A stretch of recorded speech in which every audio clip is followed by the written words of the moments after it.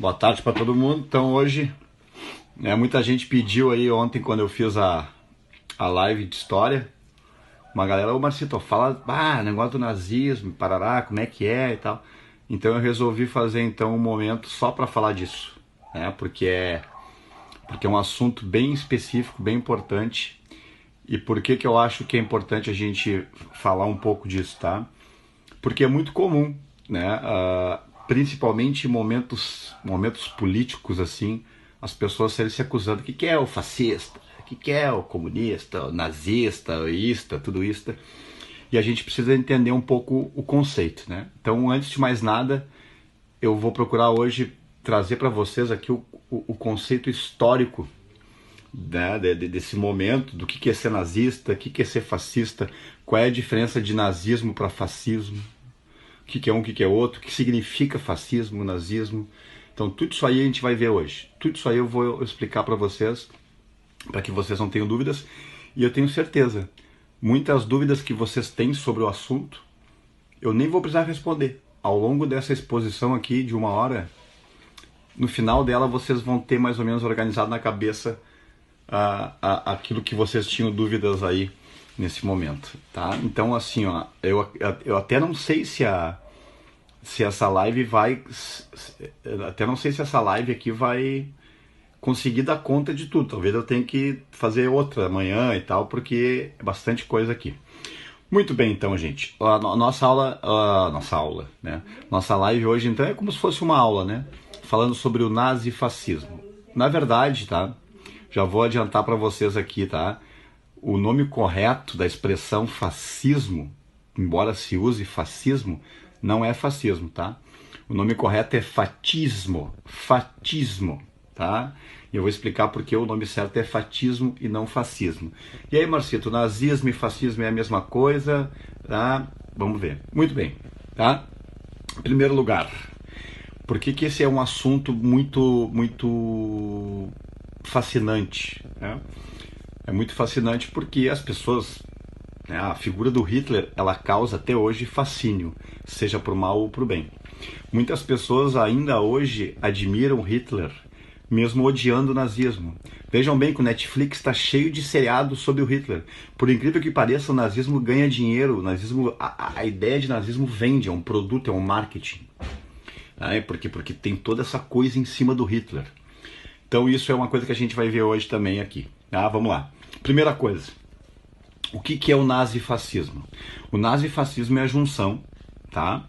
E agora é legal que tem umas imagens aqui que eu posso usar. O nazifascismo, ele é uma junção de duas expressões, né? Nazismo e fascismo, fatismo e nazismo, tá? Da Itália e da Alemanha. Outros países da Europa também tiveram regimes fascistas, que nem, por exemplo, a Espanha, do general Francisco Franco, e Portugal, do Antônio de Oliveira Salazar. Então, mas aí a gente vai focar hoje na Itália e na Alemanha, que são as experiências mais emblemáticas, que levaram o mundo para a Segunda Guerra, bababá. Muito bem, vamos falar então agora o que é isso aqui. Como conceito, isso é importante até porque de repente tem alguém aqui que vai fazer vestibular, vai fazer o Enem, e aí mais do que nunca precisa entender o conceito, tá? O nazifascismo é o quê? É o surgimento e a ascensão de regimes de extrema direita na Europa entre a Primeira e a Segunda Guerra Mundial, tá? O que a gente chama de entreguerras. Então, o que é o nazifascismo? São formas de governo, são regimes totalitários de extrema direita que surgiram durante o entreguerras, tá? Ali de 1919 até 39. Eles vão continuar na Segunda Guerra Mundial, mas é o entreguerras que vai gerar e vai consolidar esse regime aí. Vamos lá, tá? Antes de mais nada, a gente precisa entender o quê? O cara é fascista, não é fascista? O cara é nazista, não é nazista? Em primeiro lugar,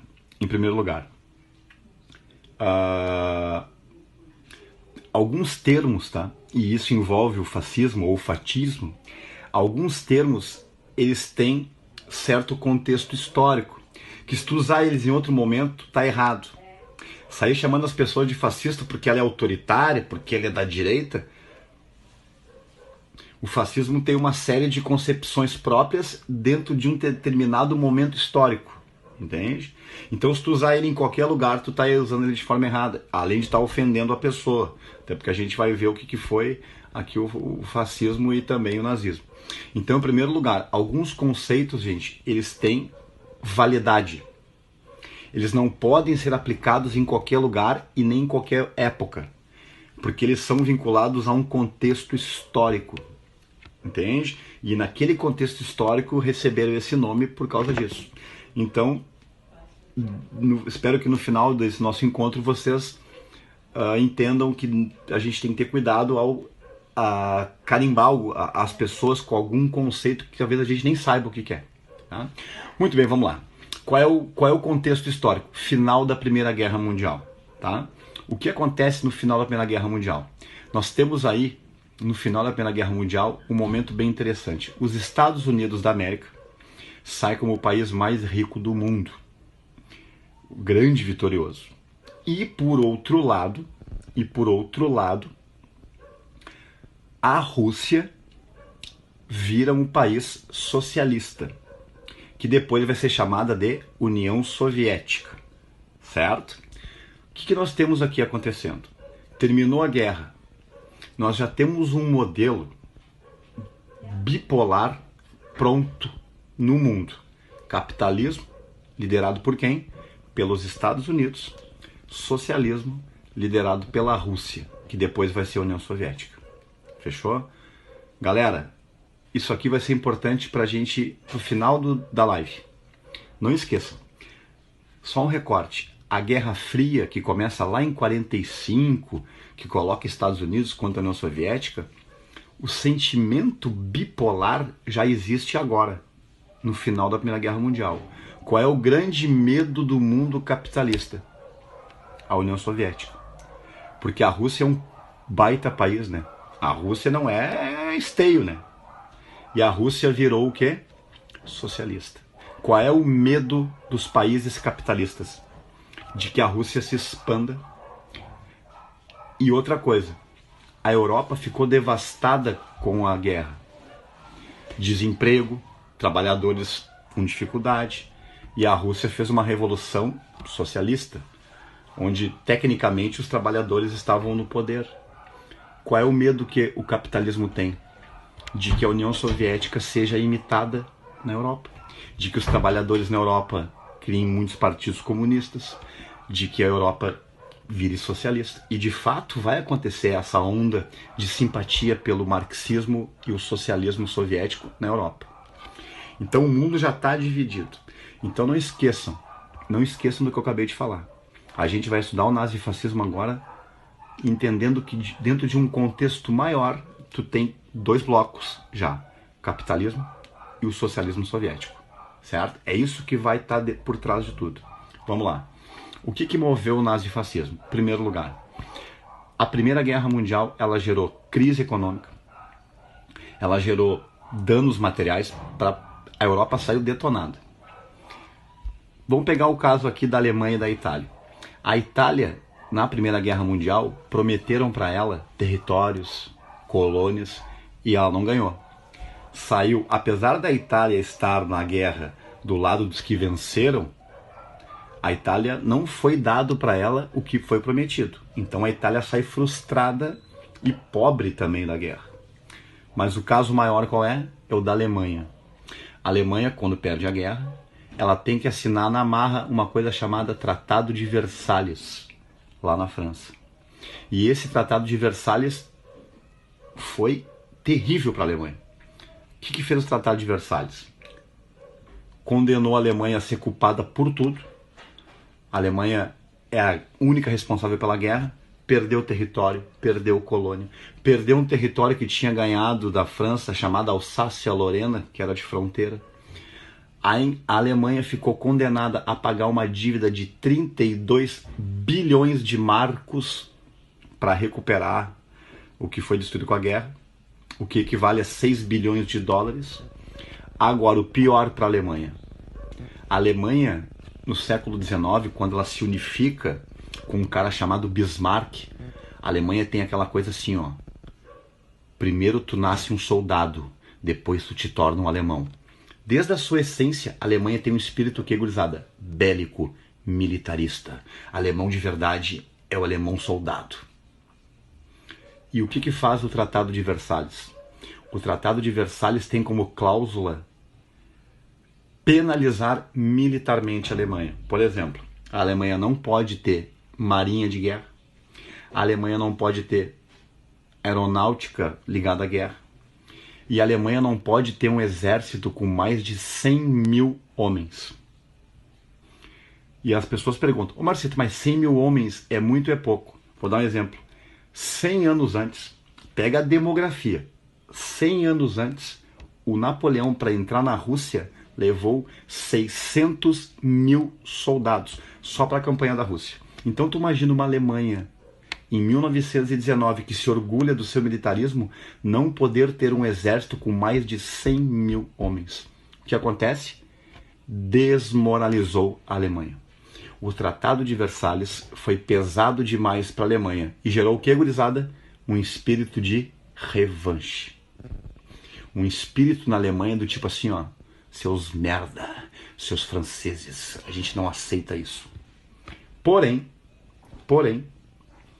a Alemanha, no final da guerra, para conseguir não ter danos, porque estava tomando um pau já, ela se tornou uma república parlamentarista. A Alemanha virou, o nome da Alemanha virou República de Weimar, com eleições, democrática, mas bunda mole, porque a maioria do povo alemão não aceitava o quê? O Tratado de Versalhes. Presidente de merda que aceitou pagar a indenização, aceitou perder o exército. Então, ao mesmo tempo que o Tratado de Versalhes foi criado para manter a paz, ele gerou mais raiva. Então ficou incutido na Alemanha o quê? Para muitos, um momento de tipo assim, ó, haverá o dia em que a gente vai romper o Tratado de Versalhes e vai fazer a Alemanha ser o que ela é. O que eu estou dizendo aqui? Que a Alemanha saiu pobre, desmoralizada, politicamente, né, desorganizada, e o que? O que mais? A União Soviética fascinando com o socialismo como uma espécie de opção ao capitalismo que fracassou. E qual é o sentimento que vai... Ó, presta atenção. Qual é o sentimento que vai começar a pairar a partir do final da Primeira Guerra Mundial? Democracia é coisa de bunda mole.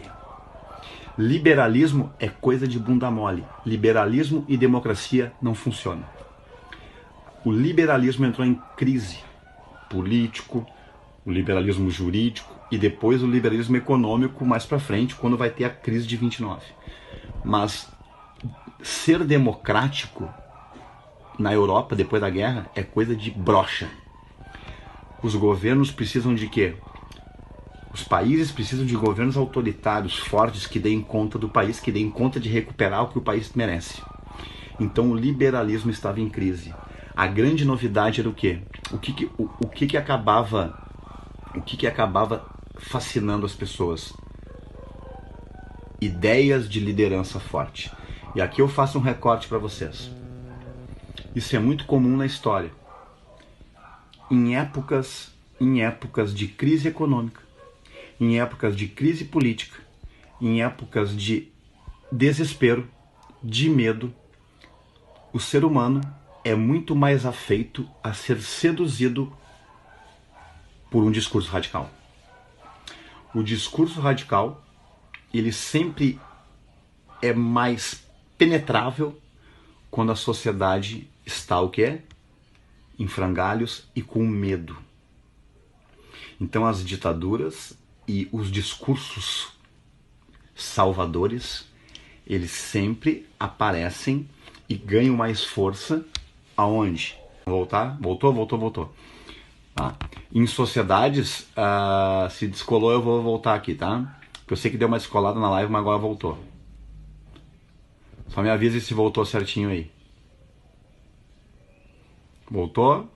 Só dá alguém faz um ok que voltou, porque ela deu uma oscilada aqui.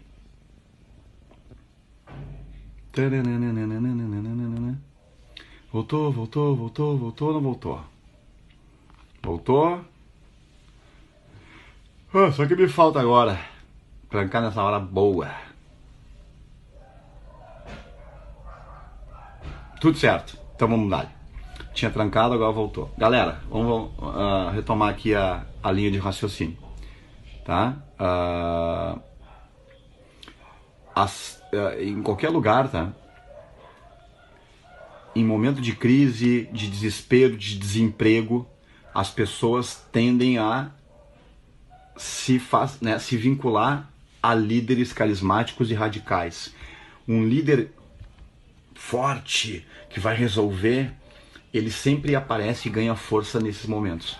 Então, uma coisa que eu vou dizer para vocês: as pessoas se fascinam, né? Eu penso assim, ó, mas como é que, olha só, as pessoas, olha o que o Hitler fez, olha que absurdo. Se a gente estivesse na Alemanha da década de 20, naquele contexto, eu tenho certeza que muitos de nós estaríamos também fascinados por aquilo. Porque tu tem que adequar tudo ao contexto histórico. Não dá para tentar analisar o nazismo que foi com o que a gente tem agora. É outra realidade. E a mesma coisa vale para o Hitler. O cara era um gênio. O cara era foda. Naquele contexto. O Hitler conseguiu ter um discurso e uma prática adequada naquele contexto. Qual era o contexto? Desemprego, né? Crise moral, as pessoas estavam envergonhadas de ser alemão porque tomaram um pau e ainda perderam o exército, estavam sem grana, estavam desesperados. Então, naquele contexto, o Hitler usou, digamos assim, né, uma habilidade que foi pontual, né, para as pessoas, né, conseguirem de alguma forma se vincular a ele. Então, vamos lá. Então o contexto é esse. O contexto do nazifascismo é o quê? Fim da Primeira Guerra Mundial, crise do liberalismo, crise da democracia, desemprego, problemas econômicos e políticos. O palco está pronto para vir um líder e plum. Tá? Então a gente agora vai analisar o quê? Eu vou falar da Itália e da Alemanha, do fascismo e do nazismo, ou do fatismo e do nazismo, tá? Em primeiro lugar, eu quero botar para vocês aqui, as características gerais do que é o nazifascismo, tá? Eu até tenho fotinhos aqui, olha que bonitinho aqui, acho que vai dar certo, olha só que tri. Eu peguei algumas fotinhos aqui, e veja bem. Primeira coisa que eu quero que vocês saibam aqui, olha que tri. Olha que bonito. Primeiro conceito importante dos regimes nazifascistas: o totalitarismo. O que é o totalitarismo? O totalitarismo da extrema-direita, porque tinha na esquerda, que depois lá vai ser o Stalin, mas não é assunto para nesse momento aqui. O que é o totalitarismo? A palavra já diz, né? Total. Controle total da sociedade. Tudo é governado pelo Estado e pelo líder, tá ligado? O Estado e o líder. Eu até vou desativar aqui, é verdade, cara. Vou desativar o comentário porque fica mais fácil de fazer o negócio aqui. Até para vocês verem, né? Então o que vai acontecer? O totalitarismo, tá? Não deu aqui. Como é que eu desativo os comentários aqui dessa coisa aqui? Aqui, Beleza. O totalitarismo, gurizada, ele é o quê? O totalitarismo, ele é uma forma, né, um tipo de regime onde o governo, o Estado, ele tira todas as liberdades que a pessoa tem. Por exemplo, desde a Revolução Francesa, lá no Iluminismo, o que as pessoas ganharam? O direito de ser respeitado enquanto ser humano, a liberdade individual, direito político, direito jurídico, aquilo que a gente viu ontem, né, direito de ir e vir, liberdade de expressão. Num Estado totalitário, a tua liberdade individual, ela não é mais importante do que a vontade do governo e a vontade do líder. Mais importante é o líder do que tu. Mas e a minha individualidade? A individualidade no totalitarismo não é importante. O importante é que todos sejam vinculados à vontade do Estado, à vontade do governo. O totalitarismo entende que o governo e o partido e o líder, eles têm controle total das esferas da sociedade. Tudo é controlado pelo Estado. E aí entra um ponto importante dentro do totalitarismo. Se tu acha que tu é mais importante que o todo, a gente tem que marchar junto. A gente tem que marchar junto, uma só voz, um só objetivo.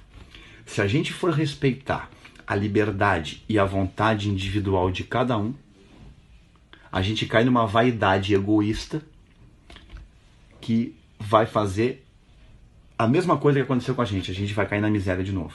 Então a gente precisa acreditar no objetivo de todos, e as pessoas têm que obedecer o Estado, respeitar o governo, respeitar o líder, porque o líder fala por elas, entende? Então no totalitarismo, o individualismo desaparece. O importante é as massas obedecerem. Isso é o princípio do fatismo. Vamos ver o que é fatismo agora, só para vocês terem uma ideia. Olha que interessante aqui, ó. Olha que interessante uma imagem que eu vou mostrar para vocês aqui, tá? Para vocês entenderem o que eu estou falando. Deixa eu pegar aqui. Olha isso aqui. Olha isso aqui. Vou dar um exemplo, tá? Vou dar um exemplo do que é a ideia de fascismo. Deixa eu pegar aqui uma caneta. Caneta velha. Vou sacrificar, só para vocês verem uma ideia, vou sacrificar uma caneta para vocês entenderem onde eu quero chegar. Preciso de uma caneta velha aqui. Vê se eu acho aqui. Uma muito velha. Só agora. Ah, tá aqui embaixo. Ó. Aqui, galera, ó. Presta atenção. Olha o que eu vou fazer. Isso é uma pessoa, tá? Olha o princípio do fatismo. O que é isso aqui? Isso aqui é um fatio romano, fatio litori. Isso aqui, gurizada, era usado no tempo do Império Romano, onde os soldados usavam essa arma chamada fatio para defender os senadores, como se fossem guardas pessoais. Essa arma aqui, então, ela era o quê? Tinha um monte de feixes amarrados e tinha uma lâmina na ponta. Olha a metáfora do Mussolini. Foi o Mussolini que criou a ideia do fascismo ou fatio. O fatismo vem de fatio, que é isso aqui. Olha a caneta, tá vendo? Eu sou uma pessoa, eu mereço ser respeitado. Olha aqui, ô merda, tu é fraco. Tu não é nada. Tu não existe. Sozinho tu não é ninguém. Agora te liga.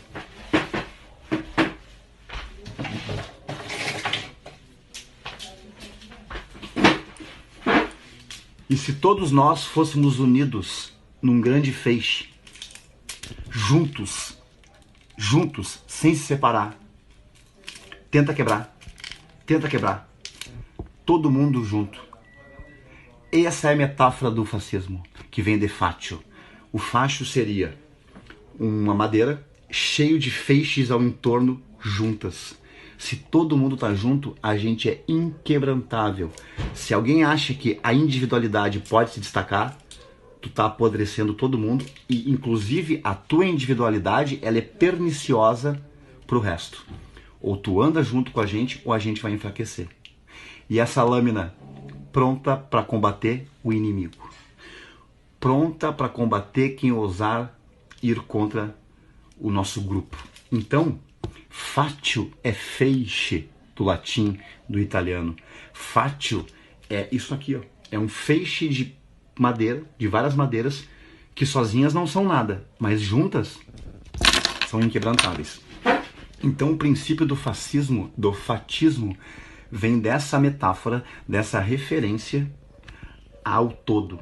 Então percebam, respeite o todo, respeite o Estado, respeite o líder. E aqui, ó, mais uma imagem aqui para vocês, mais uma referência aqui, tá? Do fascismo e do nazismo. Vou explicar aqui, ó. Outra coisa importante, turma, olha aqui, ó. Nacionalismo. O regime nazifascista, ele é nacionalista. Ultranacionalismo. É como se a nossa nação fosse a única e importante. E as outras têm que fazer o quê? Se dobrar a nós. Ao nós, ao grupo, ao todo. Entendem? O nazifascismo, ele era totalitário, antidemocrático, antiliberal, porque liberdade e democracia é fraqueza. A democracia é um câncer. Por quê? Porque ela faz com que a gente respeite a vontade de todos e coloca os mais fortes equivalente aos mais fracos. Não. Os mais fortes são os mais fortes. E o líder é o mais forte. E a gente tem que andar na marcha junto com ele. Porque somos uma nação pronta para vencer. Somos uma nação pronta a pisar em cima das outras se for preciso. Então todo o fascista, ele é nacionalista. A tua nação acima de qualquer coisa. Entende? E um orgulho da nação. E aqui outra coisa muito importante também que vocês têm que saber, que faz parte da ideia do nazifascismo aqui, ó. Esse eu acho que eu não... eu acho que essa parte eu não... tá aqui, ó. Presta atenção. Idealismo e romantismo. O que é isso? Quando um líder de uma nação, ele quer conduzir as pessoas para alguma coisa, ele abre mão do racionalismo e usa o quê? O idealismo. O sentimentalismo. Por exemplo, se tu for racional para pensar a sociedade, pensar uma prática, colocar na ponta da caneta matematicamente, tu pode não ter aquela atitude. O que vai dizer o líder de uma nação totalitária? O sacrifício é necessário. O ideal está acima de qualquer coisa. Então tu é governado pela emoção e não pela razão. Um líder totalitário nazifascista, ele quer o teu coração, não o teu cérebro. Ele quer que tu morra pela causa. Ele precisa que a gente se junte e não crie qualquer tipo de dúvida. Olha a ideia do Mussolini, que depois foi adaptada também para o Hitler. Nada fora do Estado, nada acima do Estado e nada contra o Estado. O Estado é tudo. Morreremos por ele se for preciso. Crer, obedecer e combater. A ideia do romantismo também é uma visão romântica de sociedade. Os regimes nazifascistas, principalmente da Itália e da Alemanha, eles faziam o quê? Uma visão romântica de um passado que foi perfeito. No caso do Mussolini, o Império Romano todo-poderoso, e que agora deixa a Itália nessa merda, mas a gente vai ser de novo isso, e no futuro seremos a nação que merecemos. Então há um ideal romântico, pegando um passado maravilhoso, glorioso, não racional, não esqueçam, não racional, sempre buscando para que as pessoas se sacrifiquem, que as pessoas não pensem, simplesmente se entreguem à causa, porque o futuro é nosso. O Hitler também vai fazer isso com a Alemanha, né? O antigo Império Alemão, o Reich, o primeiro Reich, o segundo Reich, temos que criar o terceiro Reich, vai dizer o Hitler, né? O futuro é nosso, o passado glorioso voltará e o futuro é nosso. Então, o nazifascismo, o regime totalitário dessa direita, dessa extrema direita da época, ele era envolvido em quê? Em um nacionalismo idealista e romântico, não racional. Então as pessoas, quando são movidas por isso, elas são movidas dentro de um espectro muito sentimental e muito idealizado e não racional. E isso se liga a outro ponto aqui, ó, militarismo. Olha a palavra do Hitler. A guerra está para o homem como a maternidade está para a mulher. Frase dele. Mais canhão, menos manteiga. A guerra regenera, diz Hitler. A guerra regenera a Alemanha. O militarismo é importante. Povo digno, povo que se honre, ele tem que ter o quê? Tem que estar armado, ele tem que estar protegido. O campo de batalha é onde a gente consegue de fato entender qual é o sentido da nação. Então o militarismo é outro ponto importante dentro da ideia do quê? Da ideia do nazifascismo. Tanto é que você sabe, né? Isso aí não precisa que na Segunda Guerra Mundial, tanto a Itália e principalmente a Alemanha, seus exércitos é que começaram as anexações, as invasões de outros territórios, enfim, tudo no espírito nacionalista. É a minha nação que vai para frente, é a minha nação, é a nação do futuro, é ela que vai levar a gente para frente. Então o que vai acontecer? Nós temos um contexto, tá? Um contexto de crise econômica, de desespero, de vergonha, onde as pessoas estão com a autoestima lá no cu, e de repente começam a aparecer lideranças dando esses discursos emocionais, messiânicos, e que passam a dar certo. E quanto mais a crise vai aumentando, mais as pessoas entendem que a resposta são essas pessoas e esses líderes. E não esqueçam o que eu estou falando. A Europa capitalista estava em crise e a União Soviética estava crescendo. Então até os ricos, até as elites, os empresários, até os que não passavam fome, preferiram apoiar esses caras do que ver os seus países serem tomados por uma onda socialista. Então a gente tem que fazer essa reflexão. O Hitler também só vai dar certo depois é porque o medo da União Soviética é muito grande no mundo capitalista. E eles vão preferir o Hitler do que o Stalin.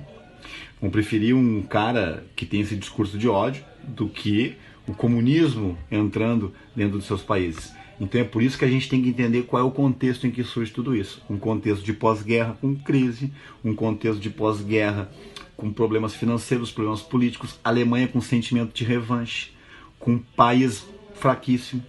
Tá? Eu até vou começar, só para vocês entenderem, tá? Só para vocês entenderem o que eu estou falando. O que é o fascismo?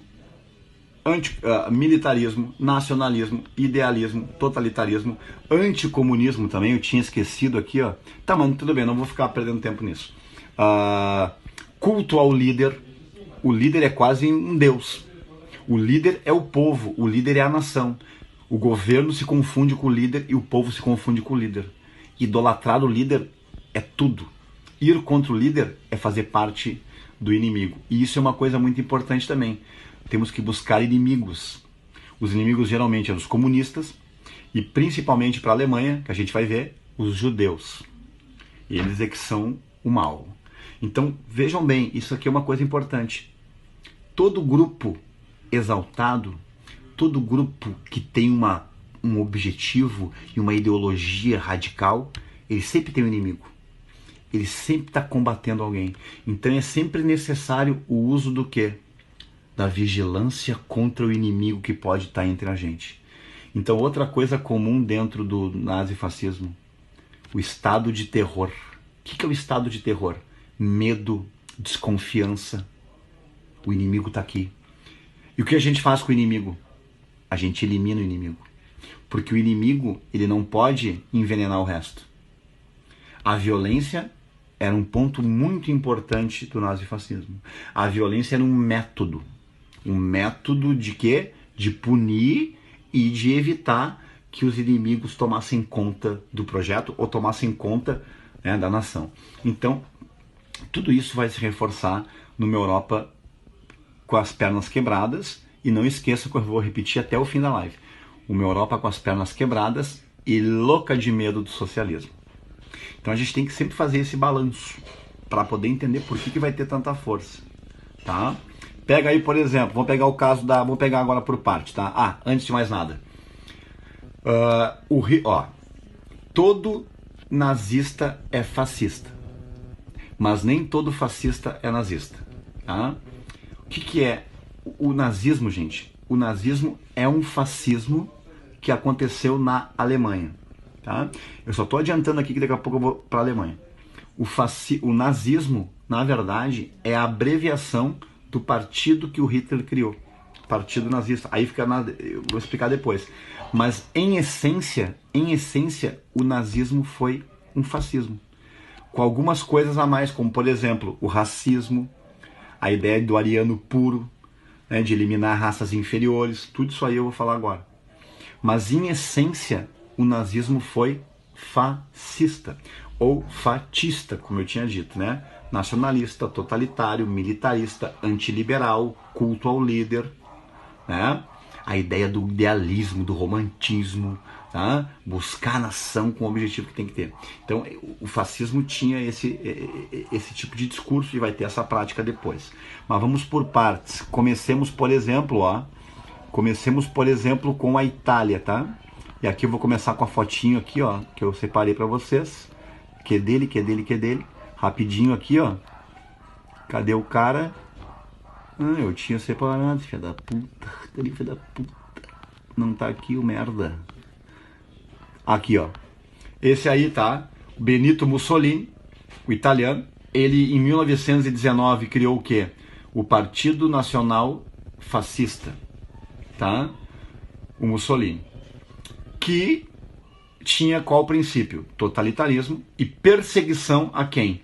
Perseguição aos comunistas. Perseguição a que eles achavam que eram os perigosos. E ele vai criar milícias. Os camisas negra, os esquadre. Então o regime totalitário também atuava com milícias, que eram grupos paramilitares que saíam fazendo o quê? Coagindo, batendo e matando em inimigos. Fazendo que as pessoas tivessem medo. Aí tu vai dizer, bah, Marcito, mas como é que era a Itália na época? O Mussolini aqui, ó, ele não era presidente, não era nada. Mas ele tinha muitos simpatizantes, porque as pessoas tinham medo do comunismo, então meio que faziam de conta que não viam o que ele fazia. E o que vai acontecer? O partido do Mussolini, tá? Dos camisas negras aqui, o que vai acontecer? Eles vão concorrer às eleições parlamentares na Itália, mas os votos do partido do Mussolini não vão dar condições de ele ser primeiro-ministro. E o que vão fazer? A famosa Marcha sobre Roma do dia 28 de outubro de 1922. É um momento épico da Itália fascista. Essa galera começou a tomar de assalto as ruas, batendo nas pessoas, batendo nos inimigos e forçando o rei a fazer o quê? Rei Vítor Emanuel III, o único cara capaz de dar conta da Itália, de coagir os comunistas, de acabar com o desemprego, é o Mussolini. A gente está governando por merdas. O Mussolini é a resposta. Aí tu imagina, milhares de camisas negras indo para Roma. O rei apertou e dizem, né, que na família do rei tinha um monte de gente que era meio que simpatizante do Mussolini e o seu ideal totalitário. O que o rei fez? Aceitou o golpe. O Mussolini vira primeiro-ministro com um golpe. Ele foi colocado no poder pelo rei porque ele não foi eleito, ele não teve voto. E aí o seguinte, a partir daí o Mussolini começa a ter poder e ele começa o quê? Quando ele vira primeiro-ministro, ele passa a perseguir quem não é fascista. E principalmente os comunistas da Itália. Principalmente a esquerda começa a ser perseguida lá. Ele vai até assassinar um líder lá da oposição, Giacomo Matteotti, e ele começa a ter poder. O Mussolini então começa a ter muita força dentro da Itália, gente. Porque daí tu vai criar um Estado totalitário que se utiliza da propaganda, se utiliza da imprensa, porque não, num Estado totalitário não tem imprensa livre. Outra coisa importante, partido único. Um regime totalitário nazifascista, ele só tem um partido. Por que outros partidos? Democracia para dar espaço para o inimigo, para dar espaço para o inimigo vir aqui e colocar minhoca na cabeça, só importa um partido. Então acabou os partidos, só tem um partido. É? Ganhou o quê? Ganhou a imprensa, ganhou o exército. Turma, olha, mania de professor. A maior saúde de um país democrático é a oposição. A maior saúde de um governo é a oposição. Quando o governo não tem oposição, a gente tem que ter medo. Só tem uma voz. E aí um detalhe que talvez vocês não saibam. Esse documento aqui, ó. Sabe o que é isso aí? 1929. Eu não quero ofender aqui ninguém, nenhum católico que possa estar vendo a live, porque isso aqui também é algo das pessoas, não é da igreja em si. Turma, rapidinho. Em 1871, a Itália vira um país fechado. Só que o Papa da época não aceitou e se fechou dentro de Roma. E falou, não aceito a Itália. Esse território foi dado por Pepino o Breve dos Carolíngios lá na Idade Média, é um território sagrado. Isso se chamou questão romana. E durou até aqui. Presta atenção no que eu vou falar para vocês agora aqui. Fevereiro de 1929. O Mussolini fala assim para o Papa Pio XI. Papa, tu quer esse pedaço de Roma para ti? Eu te dou. Mas eu quero que a igreja abençoe o fascismo. Eu quero que a igreja católica apoie o fascismo e fale bem dele. O que o Papa disse? Amém. O Vaticano foi um presente dado pelo Mussolini fascista para a igreja católica em troca de quê? De apoio da igreja ao fascismo. Então o menor país do mundo, hoje o Vaticano, ele foi um presente do fascismo para a Igreja Católica. Porque sim, a Igreja Católica durante a Segunda Guerra, inclusive, apoiou o fascismo e o nazismo. É uma coisa que ela mal fala, mas a cúpula, a alta hierarquia da Igreja Católica durante o nazifascismo foi pró-fascismo. Sabendo o que os caras faziam. Inclusive os caras abençoando os fuzis lá dos soldados fascistas. Então o Vaticano foi um presente fascista para o Papa, tá? Porque até então, até 1929, a Igreja Católica ela estava ali, né? Não se sentia italiana, não queria, né? Como se estivesse prisioneira. Agora tem o Vaticano, que é a Santa Sé, que é um país dentro da Itália, sabe, né? É um país dentro de Roma, um país católico, né? Entendeu? Isso vem dessa época aí. Entendesse? Essa é a questão. Muito bem.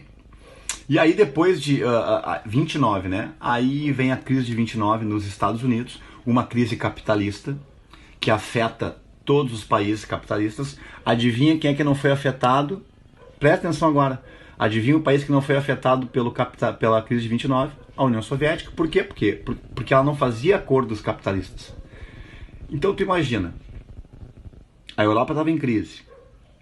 O capitalismo estava numa crise na década de 20. E aí a crise de 29 detona de vez. Né? Tu vai ter um problema sério. E os comunistas surfando. É nesse momento, é a partir dos anos 30 que os capitalistas, digamos, as grandes autoridades e a elite da Europa pensou o seguinte: só tem um jeito de cuidar disso. Hitler e o Mussolini. Por quê? Porque o Hitler perseguia comunista. A gente vai ver agora. O Mussolini também. Então o que eles pensavam? Esses radicais da extrema direita são os únicos que vão garantir que o comunismo não entre aqui. E eles lavaram as mãos. E mal sabiam eles, né? Pega aí, por exemplo, França, Inglaterra, né? Que eu não vou falar de Segunda Guerra. Os franceses e os ingleses, turma, que depois o Hitler ia incomodar eles também, né? Mas esse é assunto para outro momento. Entenderam o que eu estou dizendo? O Mussolini é o primeiro a criar um Estado fascista na Europa, a partir de 22. E aí, em 1930, qual é a resposta dele para a crise? Militarismo e expansionismo. Depois faz uma aliança com a Alemanha, e aí a gente vai ter o que vai se configurar na Segunda Guerra Mundial. Vamos falar um pouco de Alemanha, tá? A Alemanha é desse cara aqui, né? Que, aliás, o Hitler nem era um alemão, ele era um austríaco, que um jovem pintor, um artista, inclusive tem aquela história, né, que ele queria ser artista e o pai dele vai que artista, quer? Vai emprego de homem de verdade. E aí também ele foi recusado na Academia de Belas Artes de Viena. Imagina, o Hitler podia ser pintor, gurizada, olha que a gente ia escapar. Ele falou, vou me vingar. E tá aí. O Hitler, turma, pra quem não sabe, ele participou da Primeira Guerra Mundial também, tá? Ele era cabo mensageiro da Primeira Guerra Mundial. E ele ficou puto da cara com o Tratado de Versalhes. Ele ficou puto da cara que a Alemanha negociou isso aí. Ele achou que os alemães tinham que ir até o fim da guerra. Ele achou que a Alemanha tinha que ir até o fim, não tinha que aceitar. Então ele era aquele cara, sabe? Tá emputecido assim com o que acontece. E a Alemanha, como eu disse pra vocês, presta atenção. O nazismo vai surgir nos anos 20, mas o Hitler só vai tomar o poder nos anos 30. O partido nazista vai subir o poder, ele vai começar a ter força, só que ele só vai ser poderoso, só vai estar no poder do país só nos anos 30, tá? Uma coisa é o surgimento do nazismo, outra coisa é o nazismo no poder, tá? Isso são diferentes. Então, o que vai acontecer? O Hitler, tá? O Hitler, ele vai, em 1919, olha que coisa triste, acho que eu separei aqui, peraí, vou pegar para vocês olharem. Em 1919, turma, o Hitler, ele vai entrar como espião, deixa eu achar aqui.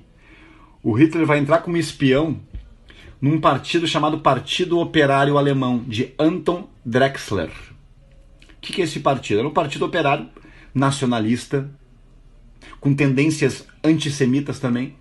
O Hitler entrou ali para espiar a serviço do governo para ver o que os caras estavam falando. Só que o Hitler se identificou muito com o discurso dos caras. E ele começou a ter destaque. E ele passou a defender a ideia. E aí o Hitler, em 1920, ele muda o nome do Partido Operário Alemão para, presta atenção, Partido Nacional Socialista dos Trabalhadores Alemães. Que, abreviando, fica o quê? Nazi. O Nazi. Por isso, nazismo. Nazismo é uma abreviação de Partido Nacional Socialista. E aí vem um ponto que incomodou no Enem de 2017, que eu acho engraçado até. O nazismo de esquerda. Por que atribuíram isso? Uns atribuíram, né, pelo fato do nome socialismo ali. Mas, de fato, o Hitler o nazismo é anticomunista. O próprio livro do Hitler, o Mein Kampf, que eu até tenho aqui, porque agora o livro ele tá para vender de novo, ele deixa muito claro ali, né, que tem que se livrar do marxismo, do comunismo. Por que o socialismo? Turma, a palavra socialismo, na década de 20, ela não tinha dono, entende? O socialismo era uma forma, digamos, de dizer assim, ó, tudo pelo social, entende? Tipo assim, ó, o social é melhor. Então o Hitler, ele era puto da cara, né, com o imperialismo lá dos empresários. E o socialismo pro Hitler era o que ele tá ali, ó, nacional socialista. É um socialismo não marxista internacional, é do país, só pro país. O nosso socialismo não é marxista, é o nacional socialismo. Tá? Com alguns pontos. E aí ele muda ali aquela insígnia, que ali é uma suástica. Sabe a origem da suástica? A suástica, originalmente, turma, a suástica, ela é indiana. Aliás, ela tem de várias culturas. Até preparei para vocês aqui um negócio muito interessante, olha só. Só para ter uma noção. Olha quantas culturas já usaram a suástica, né? Como sorte, como coisa boa. Até os judeus. Já teve suástica até na cultura judaica. A Coca-Cola, em 1925, já usou a suástica numa campanha. Olha ali, tu ganhava o bottom com uma suástica da Coca-Cola. Ali tá pequenininho ali, ó. Então a suástica era moda.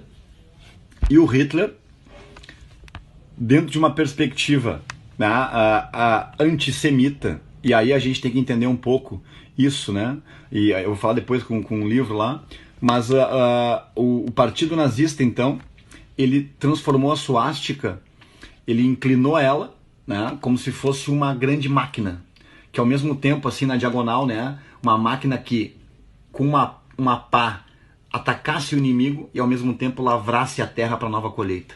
Então tu está combatendo o inimigo e produzindo e lavrando a terra. Então é como se fosse uma suástica em movimento. E aí o cara altera, né, a ideia da suástica, que é um princípio de sorte, de coisa positiva. E hoje em dia é difícil tu ver uma pessoa, até pode ter, mas uma pessoa com tatuado uma suástica e dizer, isso aqui é indiano, sei lá, é difícil, né, porque a maneira que o nazismo se apropriou desse símbolo, né, foi horroroso, assim, né. Então o partido nazista, tá, ele era fascista, certo? Ele era fascista, com um detalhe, tá, aí que eu quero entrar agora. O partido nazista, nas mãos do Hitler, ele era também antissemita. O antissemitismo é o que, turma? É algo que existe há muitos anos na história. É o que? A perseguição aos judeus. Por que semita? Vem de Sem, tá? O Sem é um dos filhos de Noé, que vai dar origem a Judá, né? Do judaísmo, dos hebreus, entende? Então tem uma linhagem ali. Então, dentro do antissemitismo, que não foi o Hitler que inventou, dentro do antissemitismo, os judeus são uns párias, uns vermes, que em qualquer momento histórico eles se aproveitam dos outros para ganhar dinheiro e para ganhar vantagem. E ele começou a propagar esse racismo, assim, de que os judeus... outra coisa, né? Todo judeu é rico. E a gente meio que usa essa coisa, né? E isso não era verdade. Por exemplo, na Alemanha, que o Hitler estava lá, nos anos 20, a maioria dos judeus não era rico. Mas ele começou a fazer essa coisa, né? transformar isso numa verdade, né? Ele e o cara que depois eu vou mostrar aqui para vocês. Mas, turma, uma coisa importante. O nazismo na Alemanha, ele era muito fraco até 1929, tá? Só que a Alemanha começou a entrar em crise. Só para ter uma noção. Olha aqui, ó. Isso aqui é surpreendente. Deixa eu ver se acho que tá aqui. Não, é isso aqui. É outra imagem que eu vou mostrar para vocês aqui, ó. É outra imagem que eu preciso mostrar para vocês terem uma noção de como é que tava o negócio lá. Peraí. Deixa eu achar aqui. Acho que essa aula vai ter que terminar amanhã, né? Não vai dar tempo. Olha só. Presta atenção ali. Olha a inflação que a Alemanha chegou em 23. O preço de uma fatia de pão em 1918, olha ali. 6 marcos. Olha o preço de uma fatia de pão na Alemanha em novembro de 23. 201 bilhões de marcos. Olha o tamanho da inflação. A Alemanha teve uma inflação de 32.400%. Fudeu, o país quebrou praticamente. O país praticamente quebrou em 1923 para 24. Olha essa foto aqui. Sabe o que é isso? Crianças brincando com dinheiro. Brincando com dinheiro. O dinheiro não valia nada. O dinheiro não valia nada. O marco alemão não valia nada. A Alemanha entrou numa crise terrível. E nesse momento que a Alemanha entra nessa crise, tá? E lembrem, o partido nazista não está no poder. Tem eleições, tá tudo funcionando. Tem partido comunista concorrendo, entendeu? Mas as pessoas começam a pensar que talvez uma resposta mais... E foi justamente nessa época, nesse ano de 23, que o Hitler tentou dar um golpe e tomou um pau.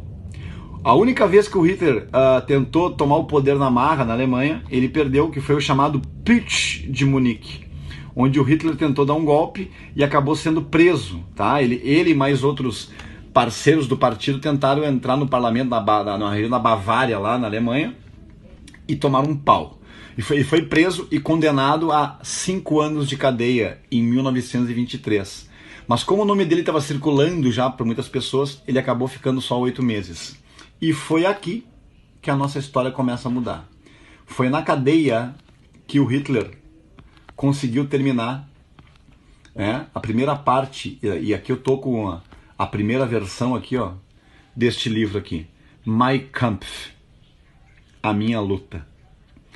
Este é o livro do seu Adolf Hitler, dividido em 2 partes. A primeira parte do Mein Kampf fala o quê? Vida dele, cheio de choro, sabe aquela coisa, eu sou coitado, blá, blá. E a segunda parte, gente, as teorias raciais do Hitler, a pseudociência do Hitler. Existem raças superiores e inferiores. E onde é que estão os últimos? Onde é que estão os vermes? Com os judeus. Os judeus são apenas seres vivos que respiram, mas a gente não são. Nesse livro está isso. Antissemitismo. Ódio aos judeus. Tu imagina se esse cara fosse pro poder. E ele foi, né? E quando ele tomou o poder depois, esse livro virou o quê? A Bíblia da Alemanha. E aí, meu querido? Bom, eu não vou entrar em holocausto aqui, para não vou dar ibope para essas... Até pro respeito, de repente tem judeus aqui, né? Mas assim, ó, na cadeia ele escreve esse livro. Que no começo, legal, entendeu? Tipo, ok. Lembrem, o Hitler não era popular a full até a crise de 29, onde a Alemanha vai cair realmente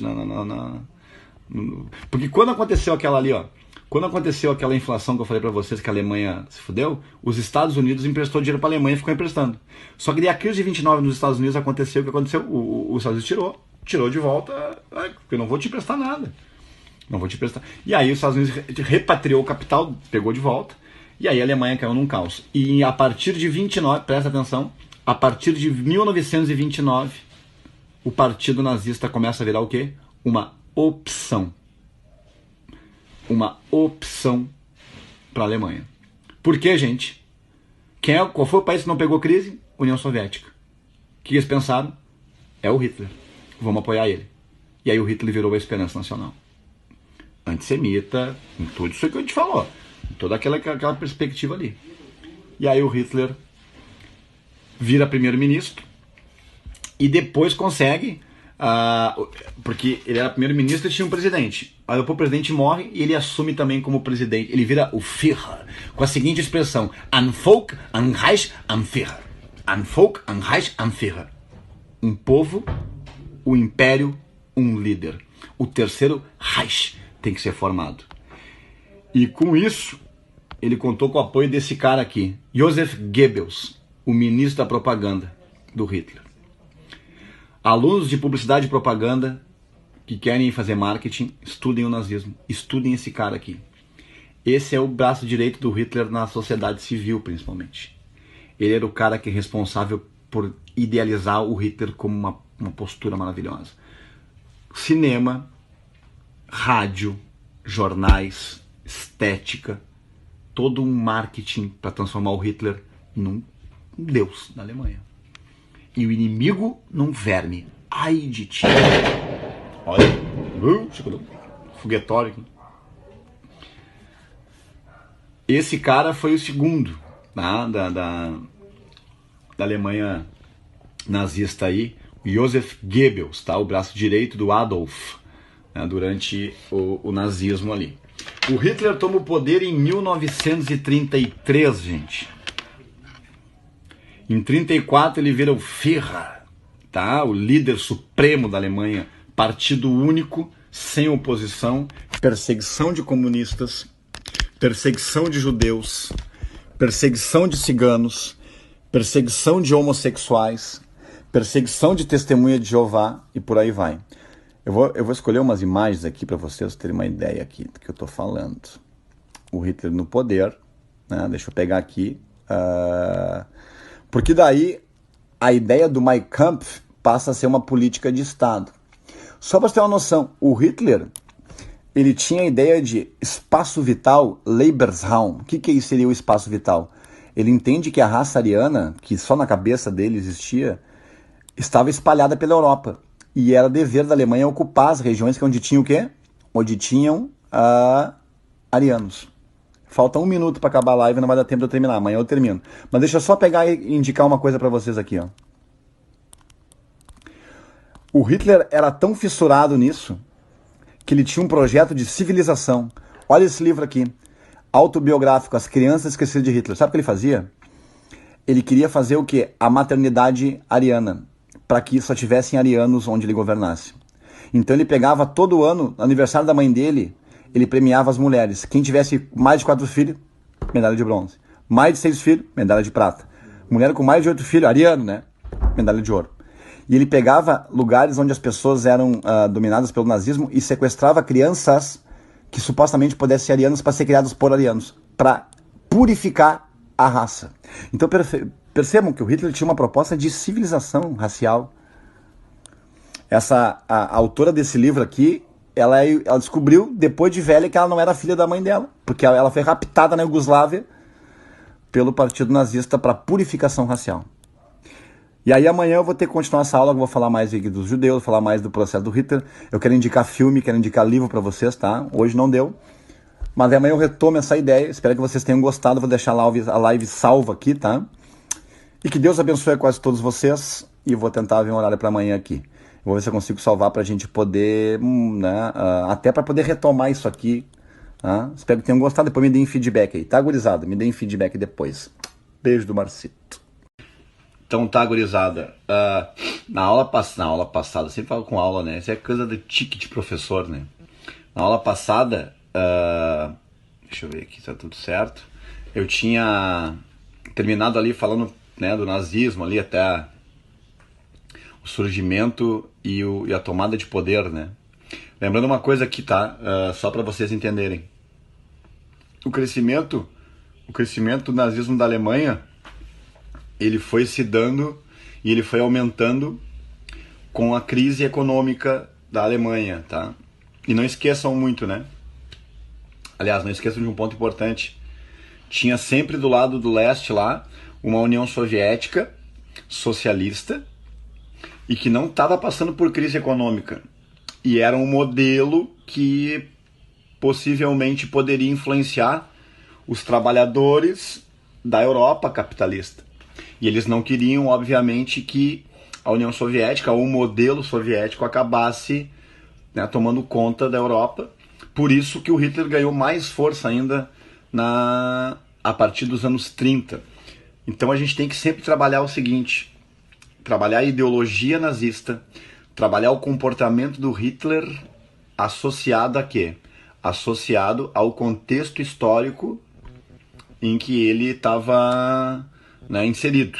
Então, se tu pegar uma pessoa e descolar ela do contexto histórico em que ela está, e se ela tomar a mesma atitude que ela tomou em outra época, em outro momento, ela vai ter uma repercussão diferente, ela vai atingir diferente as pessoas e a sociedade. Só isso que eu queria deixar claro aqui para vocês, né? Então o Hitler, ele passa nos anos 30, ele vai assumir o poder da Alemanha, e aí, né, aqui ó, tem ó, Mein Kampf, volume 1, volume 2, volume 1, volume 2. O Mein Kampf é um livro que foi proibido durante muito tempo aqui, né? A venda dele foi depois desencorajada e agora ele virou domínio público. Mas se tu tem Mein Kampf, tem. Como é que eu não vou ler? A gente tem que ler de tudo. Inclusive tem aqui, ó. Até separei uma coisa interessante aqui sobre leitura. Uma coisa que eu quero, antes de começar a live, eu quero conversar com vocês uma coisa muito legal. Quero que isso fique, quero que vocês entendam. Nunca, o que eu não gosto muito, vou fazer a live disso aqui, daquilo ali, que às vezes umas pessoas direta e indiretamente tentam atacar a gente com desonestidade, ou duvidando da nossa honestidade intelectual. Isso aí nunca vão conseguir fazer comigo, porque eu tenho compromisso com conhecimento, compromisso com tudo, só para ter uma noção. E não importa o lado. Biografia do Hitler. Biografia do Hitler. Direita. Biografia do Che Guevara. Esquerda. Marcito, o que tu acha da... Como é que foi a tua faculdade? Ó, Karl Marx, O Capital. Já leram O Capital para falar dos marxistas? Eu queria ver falar. É muito legal, né? Mais Mises, menos Marx. Mais direita liberal. Mises, Ludwig von Mises, esse livro aqui eu encomendei, nem tem para vender aqui. Ação Humana. E aí? Não é marxista. Também eu lembro que eu comecei a estudar, a galera foi muito atacada do tipo, não sei o que, essa cultura do Gramsci. Esse Gramsci aqui, o Gramsci, li. Quem é que criticava o Gramsci? Professor Olavo de Carvalho. Também tem Olavo de Carvalho. Também li Olavo de Carvalho. Estamos falando do século XX. Era dos extremos. Hobsbawm, recém morreu. Marxista, mas também leio Hannah Arendt, que não é marxista e é criticada pelos marxistas. Entendeu? Aliás, Hannah Arendt, que tem um trabalho maravilhoso, que foi esse aqui. O julgamento de Eichmann, que foi um nazista que fugiu e depois foi perseguido e condenado em Jerusalém. Ele estava na Argentina. Eu não ataco. A única vez que eu ataquei alguém com por causa de honestidade foi um cara que é chamado Leandro Narlock. Ele era da Veja e eu critiquei os livros idiotas dele. E por que eu critiquei ele? Em primeiro lugar, porque eu li os livros. Então, tudo que tu for criticar, tu deve ler. Tudo que tu for atacar, tu deve conhecer. A gente só ataca e critica algo que a gente conhece. Porque se a gente trabalha com a crítica de um lado, a crítica do outro, através de argumentos que tu viu na internet, tu vai pagar vale. Porque qualquer argumento mais profundo que caia sobre ti, tu pode não ter respostas. E aí tu vai passar vergonha, entende? Então leiam de tudo. Conheçam tudo. E antes de vocês se posicionarem sobre alguma coisa, procurem conhecer aquilo. O Narlock é da CNN agora, né? E falou, e já deu depoimentos, já teve falas que eu concordo. Ontem eu vi uma entrevista do Lobão, um cara que eu vivia detonando. Ontem o Lobão falou uma coisa absurdamente interessante. E eu quero começar a live aqui através da entrevista da Regina Duarte ontem, e eu não vou aqui falar mal dela, tá? Eu só vou levantar um ponto aqui que eu levantei antes. Quando ela fala assim, esqueçam isso, parem de falar disso. Uma coisa importante. Tem certos conteúdos na história, houve certos acontecimentos na história, que a gente não pode parar de falar. Não pode deixar esquecer. Eu tive um professor muito legal que ele falava o seguinte: uma coisa é o esquecimento, outra coisa é a desmemória. Qual é a diferença do esquecimento para desmemória? O esquecimento é algo que pode ser produzido por ti de forma consciente ou inconsciente através de um fato que tu não quer lembrar ou não lembra por não lembrar. O que é a desmemória? A desmemória é uma prática intencional de negar ou esconder acontecimentos para que as pessoas não saibam daquilo. Então, as pessoas não sabendo de algo que foi importante, é omitida e é sonegada delas a possibilidade de lembrar aquilo, de lembrar de uma coisa que ela sequer tomou conhecimento. Ditaduras, né, regimes autoritários, o próprio nazifascismo. Antes aqui no comentário um cara falou, eu fui visitar uns campos de concentração. É o Marlon aqui, ó. Maravilhoso isso aí. Eu tenho um amigo meu, professor de história, o professor Iair, ele foi até a Polônia com os alunos, e lá Auschwitz-Birkenau tá de pé como museu do nazismo, para que as pessoas vão lá e vejam, tá lá exposto, os alunos vão lá e vejam o que foi isso, para que nunca se esqueça, para que nunca se repita. Então tem certas coisas que não devem ser esquecidas, devem ser lembradas, trabalhadas, repetidas, ensinadas para os nossos filhos, porque às vezes a galera pega e fala coisas que não sabe. E se tivesse estudado, se tivesse sido lembrado isso para elas... Tô procurando meu café aqui, só um pouquinho. Meu café. Ah, tá aqui. Se tivesse sido lembrado para elas, estudado... Então por que eu tô estudando nazismo aqui? Aproveitando a quarentena. Ah, Marcito, tu é um humorista? Também, não tem problema nenhum. Humor é crítica, humor é discussão, humor ele pode ser muito importante como ação. Porque eu acho que a gente está em quarentena, é bom a gente bater uns papos legais. E porque, cara, eu já tive alunos nazistas. Então o passado flerta com o presente. O passado não está tão morto assim. E se tu não cuidar dele, ele pode se repetir aqui de outra forma. Isso é uma coisa importante da gente pensar também, né, gurizada? Como é que o passado pode nos visitar e... Enfim, vamos trabalhar aqui, tá? E a gente vai conversando. Eu preparei então a parte final aqui da Alemanha nazista. Eu ver se eu tenho as imagens aqui para vocês, tá? Então deixa eu só relembrar. O Hitler tomou o poder em 33 e ele começa a construir o Estado nazista, o Terceiro Reich, né? Então vocês podem olhar assim, através das fotos que a gente tem, das imagens dos soldados, né, das pessoas, da juventude, de toda aquela coisa que intimida. Olha a arquitetura, né, do mundo nazista, é intimidador, mostrando poder, mostrando força, né, mostrando tipo assim, imponência sobre a sociedade, estátuas. Aliás, falando de livros, né, uma frase que eu acho muito legal: ditaduras queimam livros e constroem estátuas. Porque uma estátua tu idolatra, um livro tu lê e tu aprende. Então, né, mais livros, menos estátuas, né? E os regimes autoritários, sejam quais sejam, eles têm essa imponência da arquitetura, a imponência das estátuas, dos bustos, para tu ficar olhando o cartaz do líder, né? Isso é uma coisa muito comum. E isso aconteceu nos anos 30. E a Alemanha é um país intelectual, a Alemanha é um país de Kant, um país de Hegel, a Alemanha é um país de Wagner, a Alemanha é um país de grandes intelectuais na música, na filosofia, nas letras, enfim. E ela acabou sendo sequestrada pela ideologia nazista naquele momento, por conta de uma situação econômica bem foda.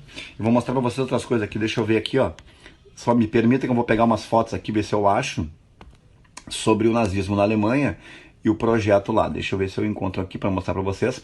Olha essa foto aí. Essa foto aí é uma foto, claro, né, tirada pelo partido, né, pelo governo, mas olha, essa foto é uma foto que ela intimida, né? Olha só. Olha o poder dessa foto. Te coloca na Alemanha nazista nos anos 30 e pensa, meu, eu faço parte de um bagulho muito a fuder. Eu faço parte de uma ideologia, de um projeto que vai dominar o mundo. Então essa imponência da imagem, essa imponência da força é muito importante para criar esse tipo de coisa. Então essa é uma foto, obviamente, oficial do Terceiro Reich. Para quem não sabe o que é Terceiro Reich, deixa eu falar. O Hitler chamava, né, essa coisa de Terceiro Reich por quê? Nós temos a Alemanha, que na Idade Média ela era o Sacro Império Romano Germânico, o resultado do Tratado de Verdun de 843 pelos netos de Carlos Magno, onde a parte oriental da Gália ficou ficou chamada de Sacro Império Romano Germânico, o primeiro Reich.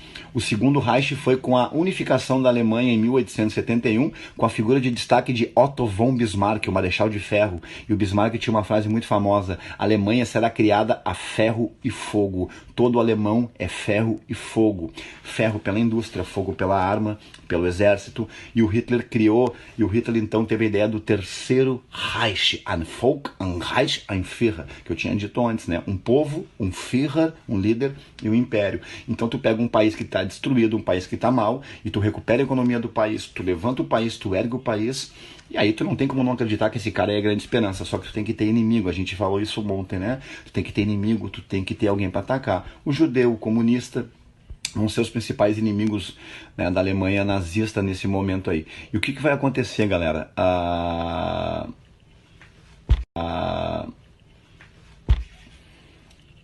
Alemanha vai... Isso é uma coisa muito interessante, porque o mundo aplaudia o Hitler.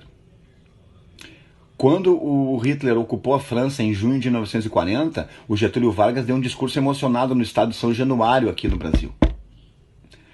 Então, o mundo elogiava o Hitler.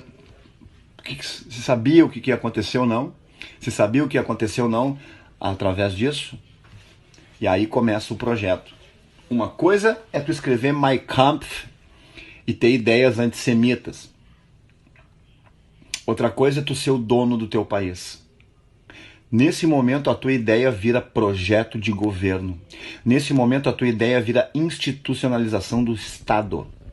E aí o bicho pega. Deixa eu achar aqui para vocês algumas imagens para tentar mostrar onde eu quero chegar aqui nessa ideia do Terceiro Reich. Olha só. Uma coisa importante aqui que eu achei. Deixa eu ver se está aqui para vocês. Presta atenção. Esqueçam ali a palavra Segunda Guerra Mundial porque não tem a ver, tá? Em 1936, as Olimpíadas estavam marcadas para Barcelona, na Espanha. Só que a Espanha estava passando por uma crise. A Espanha tinha um governo popular de esquerda e o mundo era de direita nessa época. A Europa estava totalitária e a Espanha começou a ser criticada. E vai ter uma guerra civil na Espanha, entre a direita e a esquerda, e a direita vai ganhar. Mas o que eu quero dizer, as Olimpíadas na Espanha foram boicotadas. E aí a Olimpíada foi, olha lá, para Berlim. Presta atenção, vocês conseguem reparar as duas imagens? Olha a imagem da campanha da Olimpíada em Berlim de Hitler.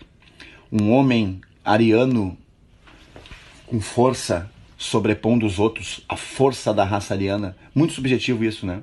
Aliás, o PT tomou vergonha, né? Porque foi nessas Olimpíadas que o corredor lá, o Jesse Owens, um negro, ele venceu a Alemanha nos 100 metros, né? Que era uma principal, o esporte mais, tipo, xodó da Alemanha ali. E vejam bem que a Espanha nessa mesma época, então, bolou o quê? Olimpíada Popular. E olha a diferença olha a diferença do cartaz da Alemanha pro da Espanha. Olha o cartaz da Alemanha, do homem forte acima de todos. Olha o da Olimpíada Popular da Espanha. Todas as cores, todo mundo junto, Olimpíada Popular. Essa Olimpíada não aconteceu porque aí a Espanha entrou numa guerra civil, como eu disse para vocês, de 3 anos, onde quem saiu vencedor foi o general Francisco Franco, que vai criar o franquismo na Alemanha, né? Com a Legião. Aliás, o Hitler, com a Luftwaffe, que era a Força Aérea Alemã, Cooperação Legião, o Hitler,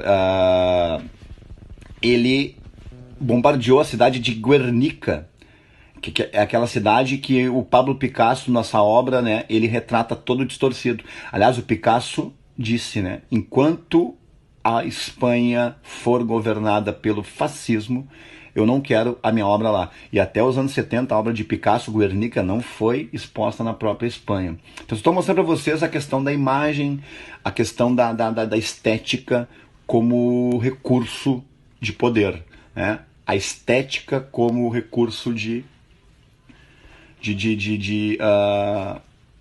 criar, né, o fascínio e a idolatria, né, que as pessoas acreditem naquilo. Tem mais coisa aqui, ó. Cada vez que eu boto para as fotos vai lá para trás essa coisa aqui. Deixa eu ver outra aqui. Outra coisa importante aqui para você sobre o nazismo aqui, tá? Aqui uma coisa importante aqui, deixa eu mostrar para vocês. Aqui eu não me orgulho de mostrar, mas a gente tem que mostrar. Olha só, vou pular um pouco na história, tá? Tá ruim de ver aqui, mas a ideia é essa. Isso aqui são o quê? São códigos, símbolos para os inimigos do Terceiro Reich. Os triângulos. Triângulo para comunista, triângulo para judeu, triângulo para homossexual. E se o triângulo, e se a pessoa, além de um inimigo político e tal, ele tivesse um triângulo voltado para baixo junto, formando a estrela de Davi, é porque além de inimigo ele era judeu. Então esse cara tava fudido. Tu imagina tu que nem gado de fazenda, tu ser marcado por um código, e dependendo do teu código tu é um tipo de ser humano ou não. Essa foi a atitude da Alemanha nazista também. Um destaque muito interessante que pouca gente sabe: o triângulo rosa homossexual. Os homossexuais foram muito perseguidos na Alemanha nazista também. E pouco se sabe por quê? Porque a homossexualidade, chamada de homossexualismo por alguns, a homossexualidade ela era ruim até para os aliados, até para os contra a Alemanha. Então os homossexuais tiveram sua história escondida durante muito tempo porque tinham vergonha de falar. Agora que está começando a aparecer. Agora que está começando a aparecer, porque eles começam a ter mais coragem de poder falar. Porque não podiam falar. Porque todo mundo condenava o homossexual. Então tu imagina, tu é homossexual, ou tu foi parente de um que morreu no campo de concentração e tu não podia gritar para o mundo a barbaridade que essa pessoa sofreu. Aliás, eu perdi esses tempos aí, anos atrás, teve aqui em Porto Alegre, no Teatro São Pedro, uma peça de teatro chamada Os Homens do Triângulo Rosa. Eu acabei não assistindo essa peça, mas fala sobre a perseguição de homossexuais nos campos de concentração. E depois eu vou indicar, eu trouxe filmes aqui, eu vou indicar um filme para vocês sobre isso aí. Pra gente entender como tu classificar as pessoas em menos ou mais, tá? É a barbaridade da humanidade. Aliás, né, quando se fala em direitos humanos e quando se critica direitos humanos, a gente tem que contextualizar. Os direitos humanos criados no dia 10 de novembro pela ONU em 1948, né, os direitos humanos surgiram por causa do quê? Por causa das leis de Nuremberg. Em 1945, a cidade de Nuremberg, 45 não, nos anos em 35, a cidade de Nuremberg foi decidida na Alemanha para ser a cidade das decisões do nazismo. E lá nas leis de Nuremberg, na Alemanha, o Hitler e o Estado nazista criaram o quê? Classificaram pessoas de sangue puro, impuro, quem poderia ser cidadão, quem poderia ter emprego. Então, se tu fosse um judeu, ou se tu não fosse um ariano, um germânico na cabeça pseudo-louca desses caras, tu não era sequer um cidadão que poderia ter direito a andar na calçada. Então entendam, se existem direitos humanos, é porque um dia houve ideias e ditaduras que diziam que certas pessoas não eram humanas. Então, antes de mais nada, os direitos humanos eles vêm no pós-guerra para defender universalmente a ideia da dignidade humana, porque já houve regimes que trataram pessoas como não humanos. Então a gente tem que contextualizar as coisas para entender. Os direitos humanos de 48 eles surgem após 45. E não é à toa que Nuremberg foi o lugar que no pós-guerra foi criado para julgar os nazistas dos seus crimes. Entende? Então essa classificação de pessoas assim é algo absurdo, abjeto. E as pessoas foram classificadas assim. As pessoas foram classificadas. Tá? Tem uma cena do filme que me faz chorar até hoje, que vem de um livro, né? O Menino do Pijama Listrado. O guri encontra... o diálogo é mais ou menos assim. O guri encontra aquele judeu. Eu já tô ficando emocionado aqui. E ele tá cortando batata. Ele ia roubar, não sei o que ele ia fazer. Cortar batata. E o guri, que era filho de um agente nazista num campo de concentração, um menino que não sabia o que estava acontecendo, porque ninguém nasce nazista, ninguém nasce racista, ninguém nasce homofóbico, ninguém nasce machista, nada, né? Ninguém nasce assim. A criança, ela é educada. E o guri perguntou pro cara: que tu é? E o cara olhou pro menino, e o cara com aquela roupa que parecia um pijama, né? Com um número, o cara falou assim: um dia eu era um médico. Aquela frase é tão chocante porque eu já tô emocionado. Um dia eu fui alguma coisa. Ou seja, né? Eu não sou nada. Eu sou um número esperando uma ordem de alguém. Porque eu não, a minha humanidade, tudo que eu fui foi tirado. É isso, né? É isso. Aliás, né? Cadê o livro aqui? Deixa eu ver o que eu tinha colocado aqui, ó. Esse livro aqui, ó, um relato sobre a banalidade do mal, da Hannah Arendt, tá? Um dos nazistas que escapou, que era do alto escalão, o Eichmann, Adolf Eichmann, ele foi preso na Argentina pela Mossad, que é a polícia de Israel. E o que aconteceu com ele? Ele foi a julgamento em Israel e virou um Big Brother, imagina, né? Um nazista sendo julgado em Israel depois dos crimes, né, do Holocausto e tal. E o que aconteceu? Ela esperou, né, o depoimento dele, ela era uma jornalista, ela foi ali pra ver, e ela ficou chocada com o quê? Ela ficou chocada e escreveu o livro A Banalidade do Mal. Esse cara, o nazista que ele falou sobre os crimes, ele falou normal. Ele retratou aquilo, gente. Eu só obedecia, eu fazia tal coisa e tal. E o que ela percebeu? Prestem atenção no que eu vou dizer agora aqui. Que na minha opinião é a coisa mais... Na minha opinião é o mais alto escalão de desumanidade que o mundo pode conhecer quando acontece esse tipo de coisa. Ela percebeu o seguinte: ele fazia as coisas que fazia porque ele tinha que fazer. Ele matava judeus, ele contou, sem ódio, apenas para cumprir trabalho. Então ele matava as pessoas como se fosse alguém carimbando uma folha, como se fosse um advogado advogando, como se fosse um office boy entregar um documento. A Alemanha nazista conseguiu fazer com que a máquina de violência tornasse isso mecânico, para que as pessoas que fizessem isso como se estivesse tomando café. É a banalização do outro. É a banalização do mal. Quando tu mata alguém sem qualquer sentimento, sem raiva, se ainda tu tem raiva ou ódio, tu tá entregando um sentimento pra pessoa. Agora, quando tu mata pessoas porque tu tem que cumprir tarefa como se fosse um operário, tu perdeu toda a humanidade. Então, a máquina nazista durante a guerra conseguiu criar esse tipo de comportamento que foi banalizar o mal. Ela conseguiu criar uma mecanicidade industrial na prática do genocídio. Isso ela retratou aqui porque ele falou os crimes dele como se estivesse contando um dia de trabalho de um operário. E isso é algo que a gente tem que pensar. E é isso que a gente tem que pensar, por exemplo, a respeito de como isso existe até hoje, né? Como existe isso até hoje? Tem um livro, eu ia falar aqui, eu não vou falar em curiosidades e tal, não vou muito assim. Por exemplo, galera, eu tava pesquisando uma vez sobre isso, né? O neonazismo, né? Existe uma coisa muito interessante, né? Na história, né? Porque isso faz parte, né? Porque sempre a história é uma narrativa, né, gente? Sempre a história é uma narrativa. O que é a narrativa, né? A narrativa é os teus pontos que tu conta da história, né? E aí tu cria... Então, e eu concordo com a ideia de que a verdade absoluta ela é uma coisa...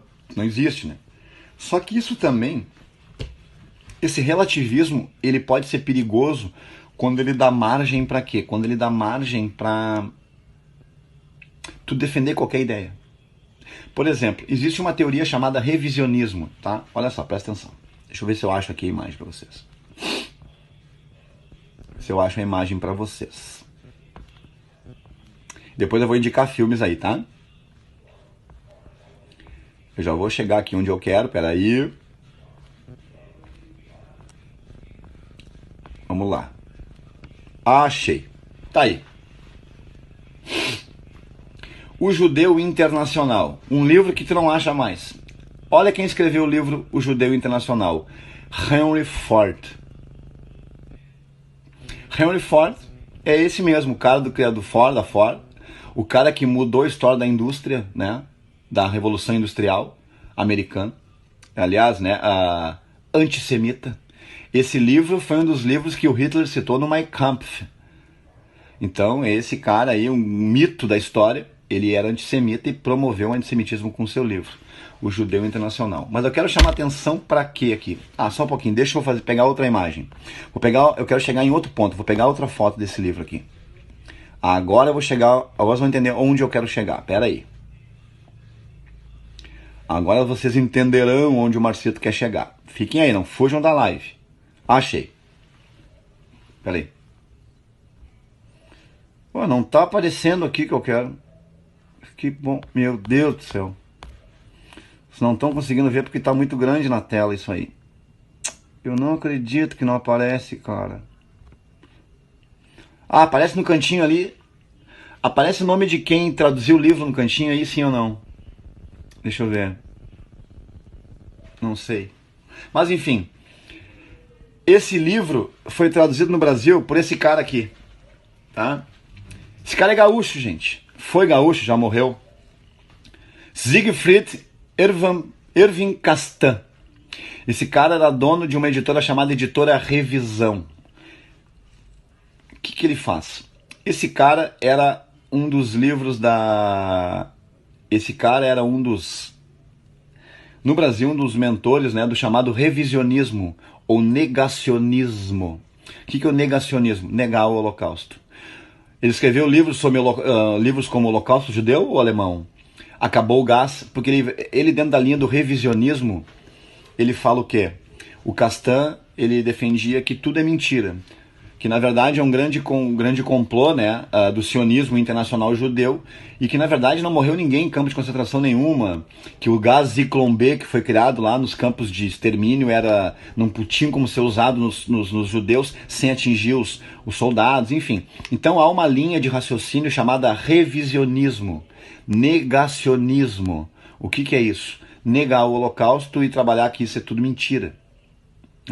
Que isso aí na verdade é um complô contado pelos vencedores da história. Os que venceram a guerra contam o que querem. E aí eles tentam dizer isso. Mas se tu olhar os livros do cara, ele foi preso, a edição foi proibida. Não esqueçam, né? O nazismo, ele é o culto, né? A exposição do nazismo, de uma suástica, de uma expressão, né, do Sieg Heil Hitler. No Brasil ela é proibida por lei desde o final dos anos 80. Em alguns países não é. Eu acho que tem que ser, sinceramente. Eu acho que a liberdade de expressão, ela não pode defender a liberdade de quem não quer dar liberdade, né? Um argumento que proíbe a liberdade, um argumento que diz que pessoas são menos que outras, não pode estar dentro dessa liberdade de expressão aí, tá? Então esse cara defendia uma linha de que e nós temos no Brasil, tivemos e temos no Brasil muitos grupos do neonazismo, né? E o neonazismo no Brasil é revestido de ódio além de homossexual, ao imigrante, né? A grupos, enfim, há toda uma teoria de superioridade. E eles se dividem em vários grupos. Eu também não vou dar ibope aqui. E também não vou falar, porque eu tenho medo de, né? As pessoas que me pegam aí, me dão um pau, quebra minha cara, né? Mas eu denuncio essa prática. E uma coisa que me chamou a atenção, isso não é atual, tá? Não sei como é que tá a tabela hoje, mas as últimas aferições sobre isso no Brasil tá aqui. Então percebam aí, aqui nós temos um quadro das regiões que mais tem grupos neonazistas no Brasil. E infelizmente, o meu estado, o Rio Grande do Sul, é um dos que mais tem. Perdendo para Santa Catarina. Né? Perderam para Santa Catarina. Nós temos grupos aí, várias vezes, né? Teve uma vez em jogo de futebol, os caras... E o pior é que essas pessoas, quando são presas cometendo crimes ou cometendo violência contra outros, essas pessoas elas acham que são que são presos políticos, né? Elas acham que são presos políticos, que são pessoas que não deveriam estar presas porque estão defendendo a ideia delas. Aí é um ponto para reflexão. Mas também nossa live aqui, ela não vai ficar sociológica, né? No sentido de debater coisas que nos levam a mais discussões ainda que a gente pode organizar para fazer outro dia, esses debates aí. Mas geralmente, né, jovens, cheio de vontade, cheio de ansiedade, às vezes só querem uma ideologia para acreditar, para seguir. E aí aparecem, às vezes, os mentores, né, fazendo essas ideias, manipulando informações, manipulando realidade, criando histórias que convencem. E aí a gente tem esse tipo de comportamento, né? Tem esse tipo de realidade, esse tipo de coisa aparecendo como tá aí. Galera, eu vou indicar para vocês agora uns filmes aqui, tá? Que eu acho interessante sobre nazismo, sobre guerra aqui, tá? Que eu quero falar aqui. E se eu desaparecer amanhã, não aparecer mais, é porque algum neonazista me matou, tá? Aí. Esse aqui é o mais conhecido, né? Lista de Schindler, feito pelo Spielberg, né? Que o Oskar Schindler foi um judeu, aliás, um não judeu, né? Que ajudou os judeus na guerra, né? Que livrou um monte de ser exterminado. Aliás, o único não judeu lá que está, né, enterrado dentro do lugar dos judeus, né, de honra lá em Israel, enfim, por causa do Holocausto aí. Outro filme aqui também, A Queda, As Últimas Horas de Hitler. Esse filme é um filme alemão que fala exatamente dos momentos finais aí do Hitler, né, dos momentos finais do Hitler. O filme retrata o conto de uma secretária que trabalhou com Hitler, a partir da narrativa dela. Aliás, aquele memezinho, né? Aquele memezinho que a gente vê muito, que eu fiz a piada aquela vez da vila, o Hitler gritando, é desse filme. Aliás, morreu há pouco tempo o ator que fez o Hitler no filme. E é um filme que mostra realmente as últimas horas, o bicho pegando, a União Soviética chegando em Berlim e o Hitler não aceitando. Enfim, é um filme bem interessante também, que tem uma atuação muito foda. Aquele cara que eu mostrei pra vocês ontem, o Goebbels, né? Nesse filme mostra ele, a mulher dele matando todos os seus filhos antes de morrer também, se mataram. Porque eles não iam deixar que os seus filhos fossem criados em uma outra bandeira que não fosse a bandeira nazista. Então é um negócio interessante ver isso aí. Aqui, deixa eu ver outro filme. Um filme que eu gostava muito, gente, que eu usava... Esse filme, na minha opinião, ele é o mais didático de todos. Eu já cansei, eu decorei todas as fases do filme, porque eu sempre passava em aula esse filme aqui. Sempre passava em aula, A Onda, Dieval. Esse filme é adaptado de uma experiência que aconteceu na Califórnia, de verdade, que virou filme, foi adaptado para a Alemanha. O professor Wenger, ele é um professor de história e tem no colégio lá uma semana de um assunto que é um assunto temático. E o que vai acontecer? Ele vai começar a dar aula para os alunos e vai falar sobre nazismo, tá? E os alunos da Alemanha assim, ó, tá, já sabemos, é ruim, nazismo é ruim, o Hitler foi um trouxa. Aí ele nota que é uma banalização, assim, da gurizada sobre o assunto. Então ele promove uma experiência diferente. Não vou falar nada, assistam A Onda. Assistam, mostrem para os seus filhos, para os seus irmãos mais novos, para quem for, né? Porque é muito interessante ver como a gente está muito passível de fazer essas coisas, né? Se a gente não tiver consciência, a gente pode ser seduzido por ideias autoritárias, por ideias como essas aí.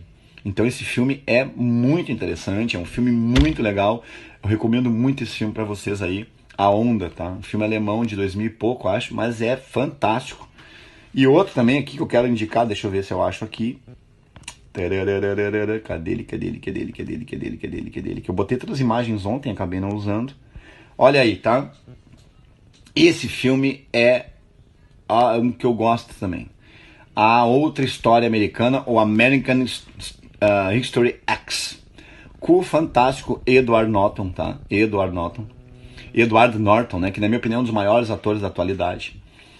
E esse filme aqui é é a questão do neonazismo nos Estados Unidos e a adaptação dessa realidade para o gueto americano, com negros, né, com hispânicos.